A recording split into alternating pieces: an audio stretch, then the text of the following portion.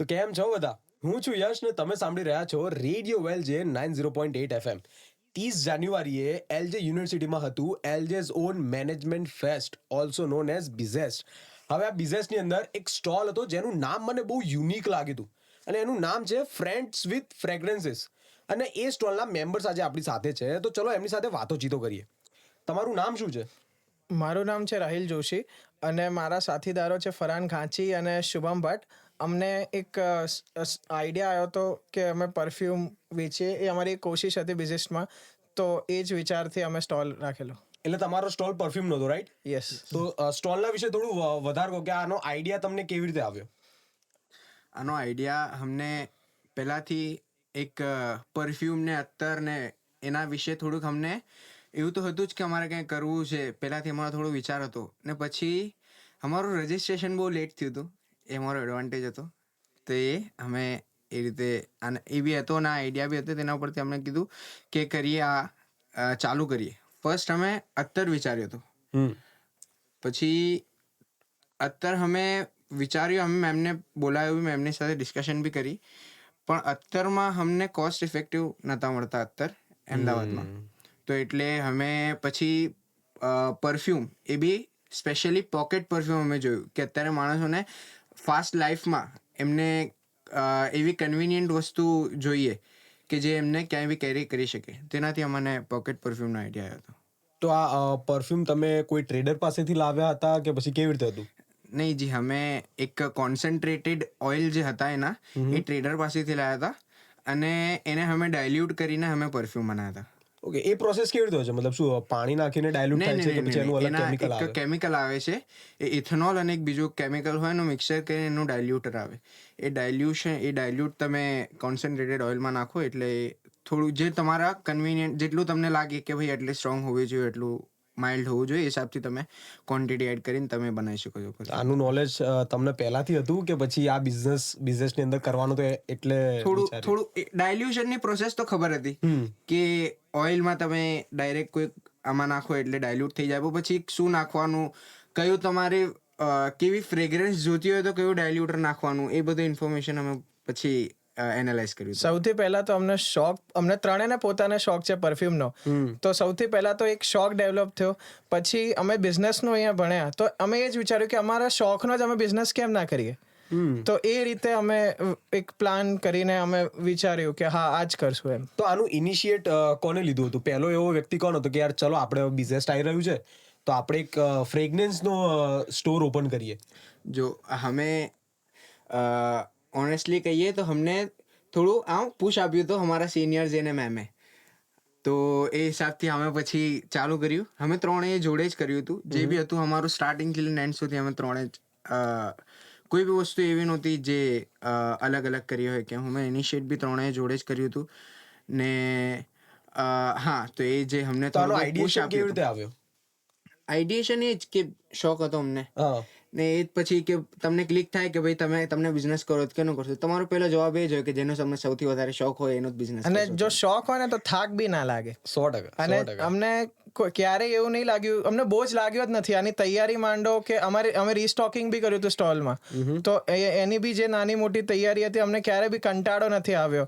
અને પ્લસ અમારા જે ફેકલ્ટી છે જેમને આટલી મોટી ઓપોર્ચ્યુનિટી આપી અમને બિઝનેસ કરવામાં, પ્લસ એમને અમારી હેલ્પ બી કરી કે કેવી રીતે નોલેજ આપ્યું અમને કે એથિકલ બિઝનેસ આજના ટાઈમમાં કેવી રીતે કરવો જોઈએ. અને આ એક એનું 0.5% છે બિઝનેસ. જે બહારની દુનિયામાં જે મોટા બિઝનેસ થાય એનું 0.5 કે 1% છે. તો એ રીતે અમને બહુ ગાઈડન્સ મળી અમારા સિનિયર્સ જોડેથી, પ્લસ અમારા ફેકલ્ટીઝ જોડેથી. પહેલાં અમને એમ લાગ્યું કે આવી રીતે મેડમ અમને કહે છે કે તમે પાર્ટિસિપેટ કરો. અમને એવું લાગ્યું હતું કે પિચિંગ રાઉન્ડ સુધી પણ નહીં પહોંચી શકીએ. પણ પછી જેમ પિચિંગ રાઉન્ડ આવ્યો અને પછી જેમ કે ઓક્શન થયું, એના પછી અમને એવું લાગ્યું કે આ બહુ સારી ઓપોર્ચ્યુનિટી છે. અને જ્યારે અમે એનું એક્ઝિક્યુટ કર્યું અને આફ્ટર બિઝનેસ અમને કોઈ દિવસ રિગ્રેટ નથી કે આ વસ્તુ અમે પ્રોડક્ટ સેલ કરી છે પરફ્યુમ, તમને કોઈ બી રિગ્રેટ નથી. અને અમને ત્રણેયને બહુ મજા આવી છે. તો આજે પિચિંગ રાઉન્ડ તમે કીધું, તો આની મતલબ બિઝનેસની અંદર સ્ટોલ નાખતા પહેલા કોઈ પ્રોસેસ હોય છે આગળની? હા. તો એમાં કયા રાઉન્ડ હોય છે? સૌથી પહેલો પિચિંગ રાઉન્ડ આવે, જેમાં તમારે તમારા જે બિઝનેસ છે એનો એક ઓવરવ્યૂ આપવાનો હોય. એ વાયા પીપીટી આપવાનો હોય. તો પછી જે સામે પેનલમાં અમારા ફેકલ્ટીઝ હોય, ડાયરેક્ટર્સ હોય, બહુ બધા ટીચર્સ હોય, અલગ અલગ સેગમેન્ટ રાખે એ લોકો કે આ તો આમાં આ 3 જશે, આમાં એવી રીતે અલગ અલગ ફેકલ્ટીઝ હોય. પછી એ લોકો અમારું પ્રેઝન્ટેશન જોવે, એ પ્રેઝન્ટેશન પ્રમાણે એ લોકો એનાલાઇઝ કરે. પ્લસ અમારું પરફ્યુમ પ્રોડક્ટ હતું, તો અમારું પ્રોડક્ટ અમારે એમને બતાવવાનું. એ ઇન્ટરેસ્ટેડ લાગે તો પછી એ પિચિંગ રાઉન્ડથી તમને આગળ લઈ જાય. અને એમાં સારી વસ્તુ એ થઈ હતી કે અમને પિચિંગ રાઉન્ડથી બહુ બધું ગાઈડન્સ મળ્યું. કેમ કે અમે બહુ લેટ રજિસ્ટ્રેશન બહુ લેટ કર્યા હતા, જેવું મેં કીધું. તો એના હિસાબથી અમને પ્રિપેરેશનનો ટાઈમ નહોતો મળ્યો. તો જે પિચિંગ રાઉન્ડ પછી અમને જે ગાઈડન્સ મળી, કોસ્ટના લીધે, તમારા પ્રાઇઝિંગના લીધે તમે કેવી રીતે કરી શકો, એ બહુ અમને કામ આવ્યું હતું. અમને એમ જ કીધું હતું કે જેમ તમારી કોસ્ટ, એટલે અમને કોસ્ટ શીટ જ્યારે ઇન્ટ્રોડ્યુસ કરી તો મેમે અને બધા અમને કેમ જ કીધું હતું કે છે ને બહુ હાઈ પ્રાઇસ છે. અને એક 10 ml ની અમારી પરફ્યુમની જે સેમ્પલ બોટલ હતી એમને પણ એમ જ કહેતા હતા કે બહુ હાઈ પ્રાઇસ છે, કારણ કે 100 રૂપીસ જેટલું તો કોઈ લેશે બી નહીં. પણ પછી અમને ખબર પડી કે અમે શું કરવું જોઈએ, અને એ લોકોએ બી અમને સારું ગાઈડન્સ દીધું, જેના કારણે અમે બહુ સારી રીતે અમે એક્ઝિક્યુટ કરી શકીએ અમારા પ્રોડક્ટનું. ઓકે, પિચિંગ રાઉન્ડ પછી કયો કોઈ રાઉન્ડ આવે છે? પિચિંગ પછી auction ઓપ્શન round રાઉન્ડ આવે. તો એમાં કેવી રીતે હોય છે? ઓપ્શન રાઉન્ડમાં એમ હતું કે ટોટલ 26 સ્ટોલ્સ પહેલા અમને કીધા, 26 સ્ટોલ્સ અને એક ઓવરલે બનાવ્યો હતો અમારા કેમ્પસના અંદર. તો એ પછી એક એક કરીને મેમ સ્ટોલ ઇન્ટ્રોડ્યુસ કરે. અમારે 3 કેટેગરી હતી એમાં. એક હતી ઇકોનોમિક, એક્ઝિક્યુટિવ અને પ્રીમિયમ. એમાં હતું કે પ્રીમિયમમાં તમને એક સોકેટ મળશે, ઇલેક્ટ્રિક સોકેટ, ને બીજે ક્યાંય તમને નહીં મળે. તો એમાં એક એક કરીને મેમ અમને, જેમ કે સ્ટોલ નંબર 1, તો મેં સ્ટોલ નંબર 1 અનાઉન્સ કર્યું, ને 400 રૂપિયાથી એની બીડ ચાલુ થાય. ને ધીમે ધીમે મેમ બીડ આગળ વધારે 100 રૂપિયા કરીને. જેમ જેમ માણસના આપણું જે બોર્ડ હોય એ ઉપર કરવાનો, જ્યારે એક બોર્ડ વધે એ અમાઉન્ટ ઉપર એ માણસને, એ ગ્રુપને સ્ટોલ મળી જાય. તો આ બંને રાઉન્ડમાં તમે શું કર્યું હતું?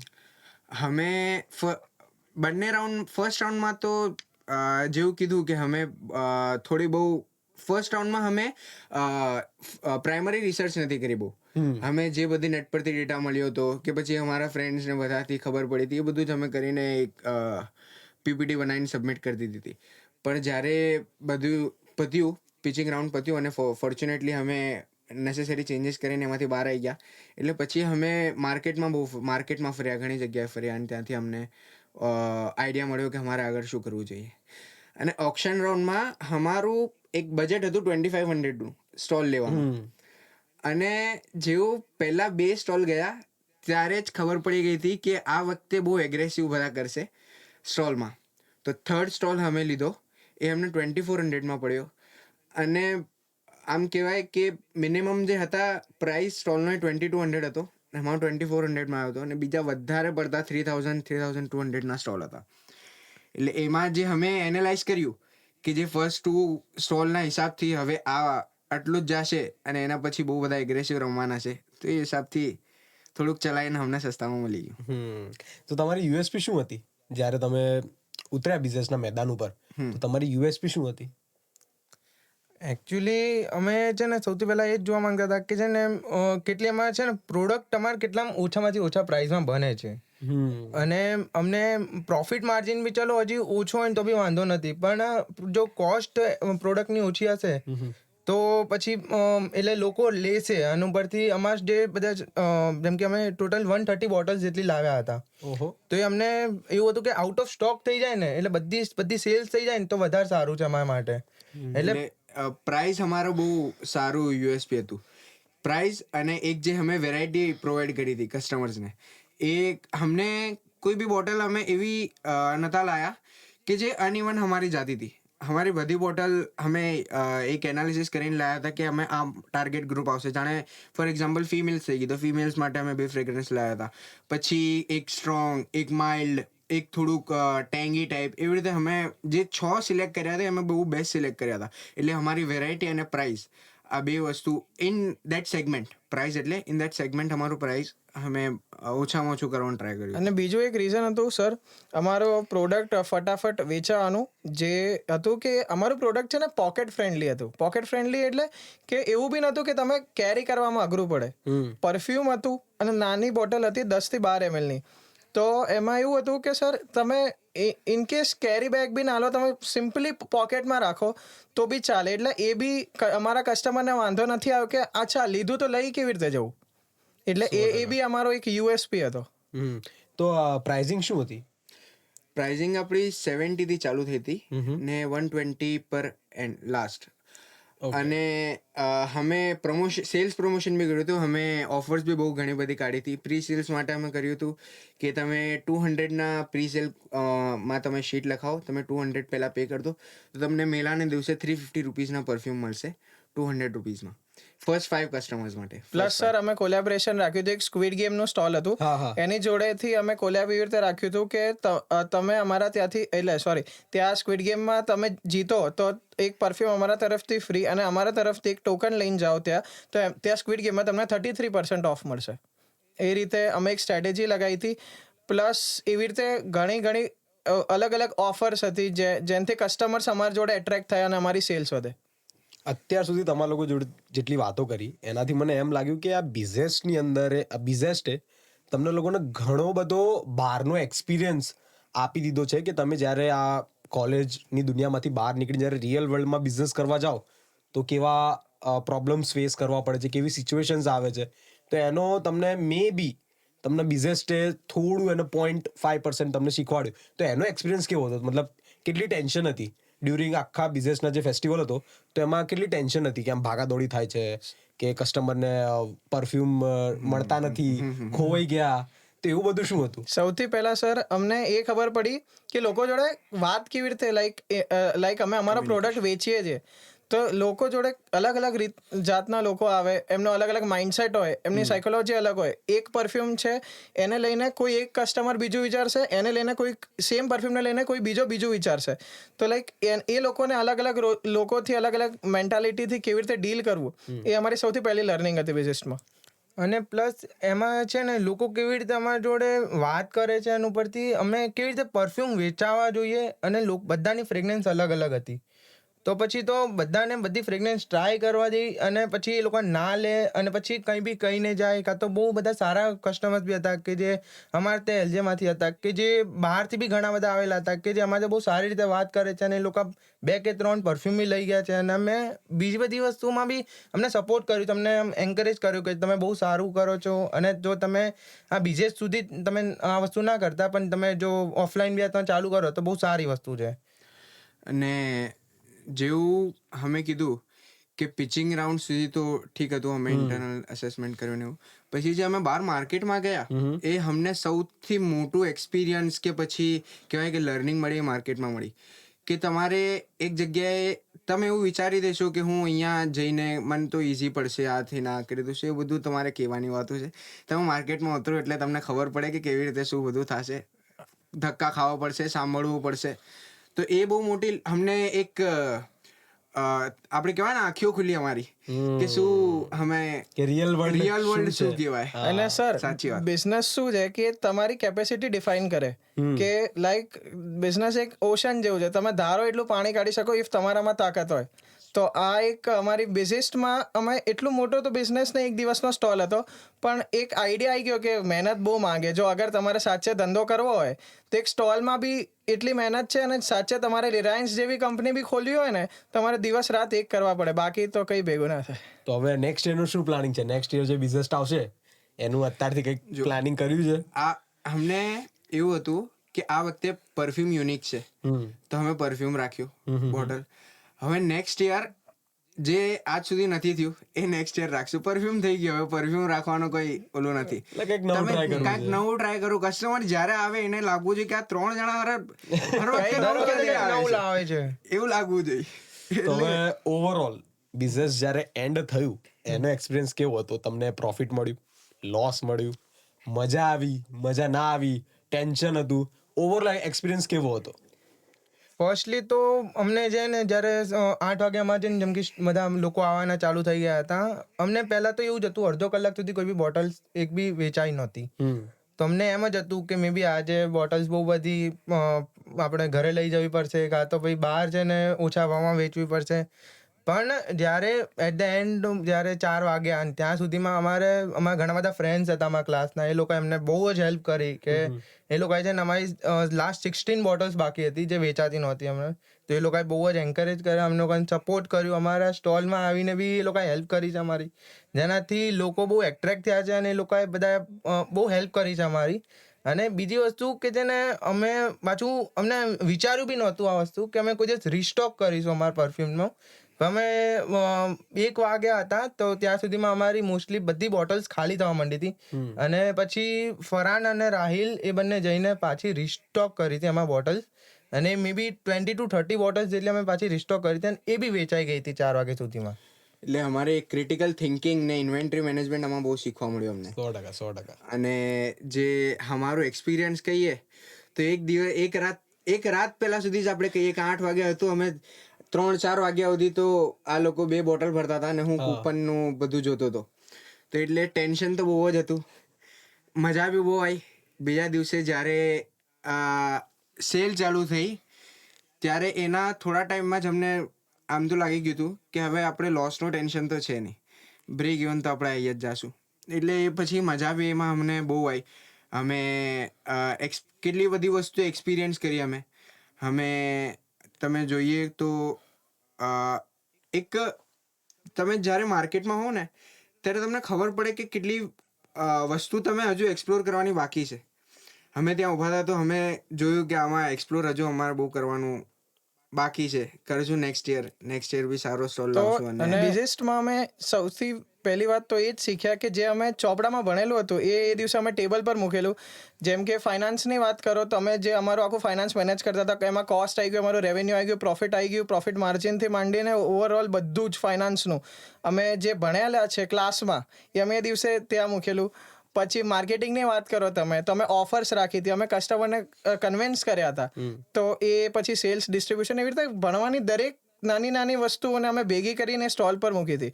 તો એ રીતે બી અમે એક નવી લર્નિંગ મળી કે અચ્છા ચોપડામાં તો છે પણ આજે અમે ચોપડાની બહાર બી જોયું એવી રીતે.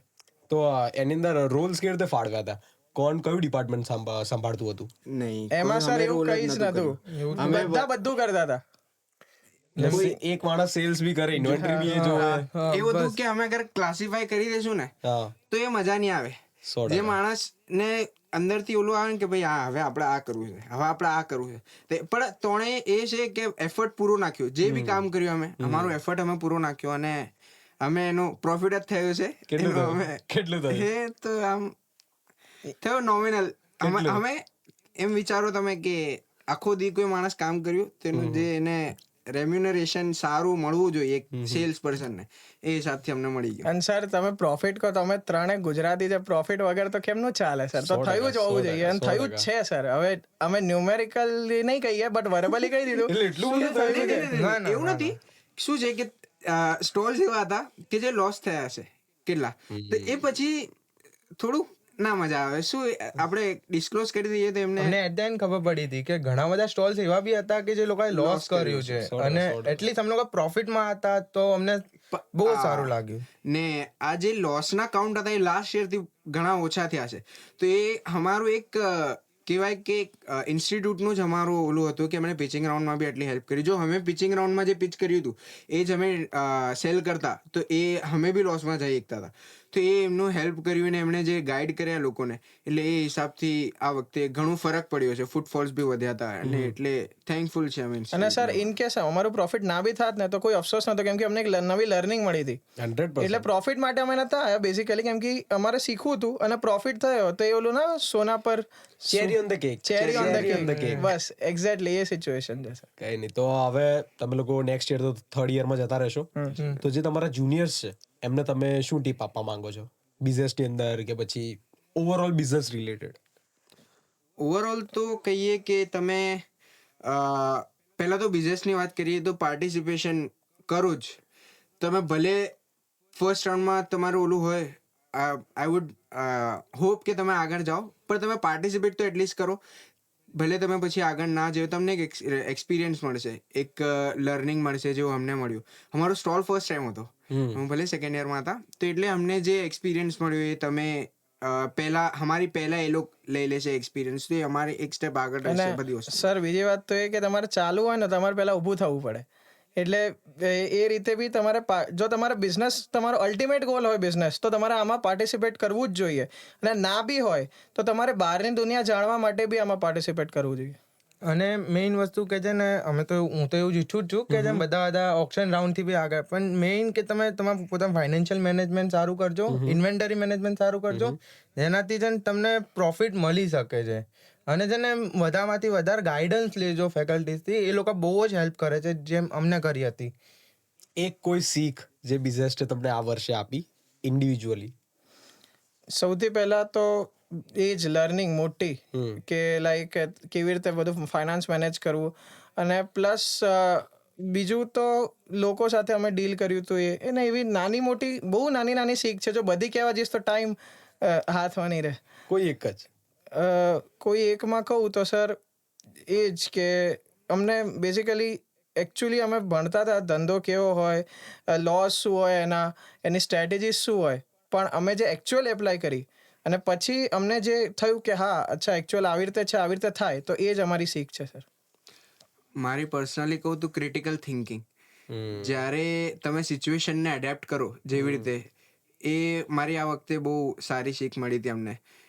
કે જેમ બધી વસ્તુ ચેન્જ થતી હતી, અમે બહાર ગયા, અમને અહીંયા નહીં, ત્યાં પ્રાઇસ સારો મળ્યો, ત્યાં એ બધી વસ્તુ થઈ. અમે મેળાના દિવસે બી અમે રીસ્ટોક કરવામાં અમે કેવું સ્ટ્રેટેજી અમે બનાવી હતી, અમે શું કર્યું. એ ટેન્શનના વચમાં જે નાના નાના ડિસિઝન્સ લેવાના. હા બસ એ બહુ સૌથી મોટી શીખ, અને એ જ આગળ કામમાં આવવાનું છે. તમારે એવું તો છે નહીં બધી વસ્તુ પ્લાનના હિસાબથી ચાલવાની. 100%. તમારી છે ને ફ્યુચરના વિશે બહુ ના વિચારો કે પ્રોફિટ થશે કે લોસ થશે, બસ ખાલી કરવા ઉપર ધ્યાન દો. એટ ધેન જે બી થશે ને તમે એની અંદર સેટિસ્ફાય હશો કે ચલો મેં કર્યું તો ખરી. અને બીજી વસ્તુ કે છે ને બધાથી ગાઈડન્સ લો અને પોતે એપ્લાય કરો એ વસ્તુમાં, એનાથી છે ને તમને બહુ સારી રીતે તમે આગળ વધી શકશો, કોઈ બી વસ્તુ કેમ ના હોય. અને બિઝનેસને જતા બિઝનેસને શું કહેશો? બિઝનેસને તો એમ જ કહેશું કે ભાઈ ચાલુ રહેજો, ચાલુ જ રહેશે. આમ તો સાથ આપજો, સહકાર રાખજો અને આવી રીતે આશીર્વાદ આપજો અમને કે અમે બિઝનેસમાં અમે થોડો ઘણો પ્રોફિટ અમારો થયો તો ઇન ફ્યુચર અમે આગળ કંઈ કરીએ તો એમાં બી થોડો લાઈક કે આવી રીતે અમે જેમ માર્કેટિંગ ને આમ અહીંયા આવી રીતે કર્યું, એ રીતે આગળ બી અમને એવું મળે સારું એવું આશીર્વાદ જ માંગીશું તો મારા ફેકલ્ટીઝ જોડેથી. અને બસ સર બિઝનેસને પ્લસ કે તમે ચાલુ રાખજો, એનાથી સ્ટુડન્ટ્સને બહુ જ એક્સપિરિયન્સ મળે છે વસ્તુનો, કે છે ને એ લોકોને કેવી રીતે માર્કેટિંગ કરવી, પોતાનું મેનેજમેન્ટ કેવી રીતે સંભાળવાનું, અને એનાથી બહુ જ સારી રીતે શીખ મળે છે. ભલે પછી એ HR ડિપાર્ટમેન્ટ ના હોય, માર્કેટિંગ ના હોય કે ફાઇનાન્સ ના હોય, બધી વસ્તુમાં બિઝનેસ તો આવે જ છે, અને એનાથી બહુ જ હેલ્પ મળશે આગળ જઈને તમને. અને આ જે નાના મોટા ડિસિઝન છે ને બિઝનેસ પૂરતા કે બિઝનેસ પૂરતા નથી, તમારા ડે ટુ ડે લાઈફમાં બી કામ આવે. એટલે આ તો શીખવું જ જોઈએ અને આમાં તો પાર્ટિસિપેટ કરવું જ જોઈએ. એ જ મારી છે. રેડિયો વેલજે વતી હું તમારો થેન્ક યુ કહેવા માંગુ છું કે તમે તમારો ટાઈમ નીકાળ્યો અને તમારો એક્સપિરિયન્સ શેર કર્યો કે બિઝનેસનો. તો થેન્ક યુ. થેન્ક યુ કે અમને ઓપોર્ચ્યુનિટી આપી, આટલું એક્સપોઝર આપ્યું અમને. Thank you thank you sir.